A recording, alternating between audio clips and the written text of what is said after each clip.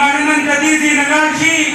او مطمئن وي چې او موږ د تېر خاورې ته تللي وو د ملکن خاورې ته تللي وو او د دې عوام د دې کم انجینران دا غیرتمند خلک دی او دا چې د چا سره یو پیره ورتېږي نو انشاءالله د هغوی سره لکه ټول عمر د غره ولاړي تاسو ټولو ته زما درخواست دی چې انشاءالله ورتېږو به ورسره که نه به ورتېږو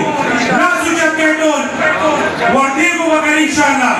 ډېره مهرباني دي د کوزدل ټیکهدارانو انجینرانو سیاسي جماعتونو پاکستان پیپل پارټۍ جمعیت العلماء اسلام پاکستان تحریک انصاف مقامی مشرانو په 18 اگست کېدونکي پاکستان انجینرینګ کونسل انتخاباتو کې د چیرمنشپ دپاره نامزد امیدوار انجینر سید اشفاق حسین شاه او هغه پینل مشتمل یونایټډ انجینیر پاکستان ګروپ د مکمل مرستې کولو اعلان کړی دی په دې سلسله کې د ټیکهدارانو خیبر پښتونخوا نائب صدر بادر زیب خان او خیبر پښتونخوا کوارډینیټر انجینیر واجد علي خان په مرسته ولی شادي حال چکدرې کې د یوې دستوري تابع شوی وه چې پکې د مشرانو میرمنو سید زاید حسین شاه ټیکهدارانو خیبر پښتونخوا صدر ملک ریاض خان تحصیل ادینزی نه د پاکستان تحریک انصاف منتخب ایم پی ای همایون خان نور میرمنو کوزدر سره تعلق لرونکو ټیکهدارانو او خصوصي توګه ګڼ شمېر انجینرانو شرکت کړی و دستوري ته د وینا په وخت د یونایټډ انجینیرز پاکستان پینل چیرمن شپ امیدوار اشفاق حسین شاه په نمایندګۍ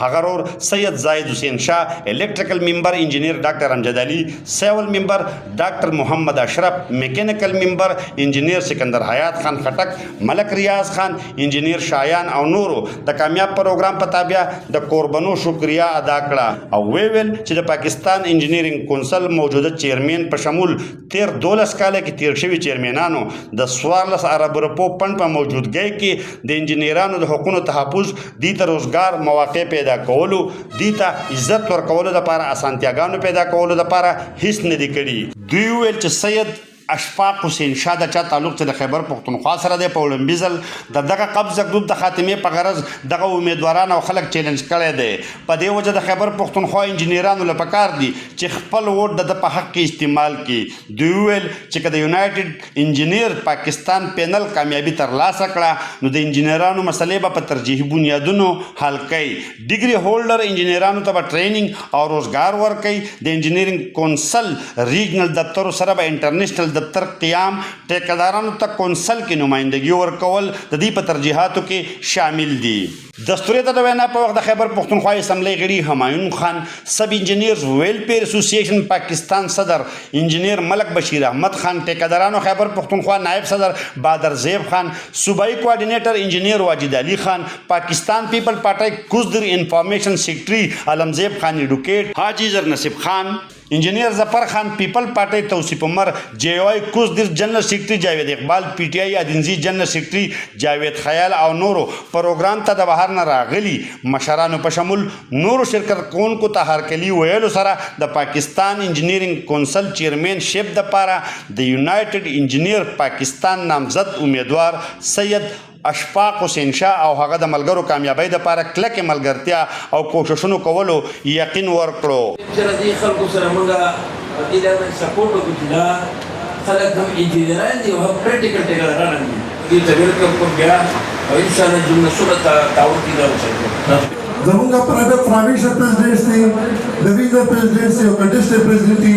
زه ټولو ته دا وینا کوم چې زه دې ملک د ترقۍ خوشحالۍ لپاره دا چې کوم یونایټډ هغه دا کامیاب کړي او دا ملک به انشاءالله مخ په وړاندې باندې ځي او دا به ترقي کوي زمونږ د خدای نه دا امید لرو چې انشاءالله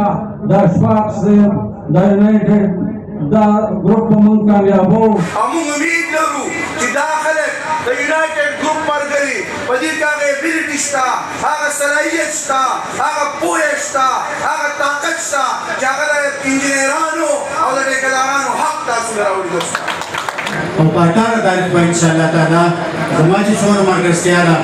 څومره ملګري دي دا ټول به انشاءالله تعالی زه به دا پیغام هغو ته ورسوم او انشاءالله یونایټډ انجینرینګ چې کوم وحدت دوی دغه کوي دې ته به انشاءالله موږ کامیابي ورکوو د خیر سره دا وعده ده انشاءالله زه به خپل کردار په دې کې ادا کوم دستوره کې د قربانو لخوا همایون خان او بادر زیب خان د بهر نه راغلي یونایټډ پینل امیدوارانو او نور مېلمنو ته د دې روایتي سپینه ټوپۍ تحفې په سر کړي. محمد اسرار، خیبر نیوز، چکدره، کوزدیر.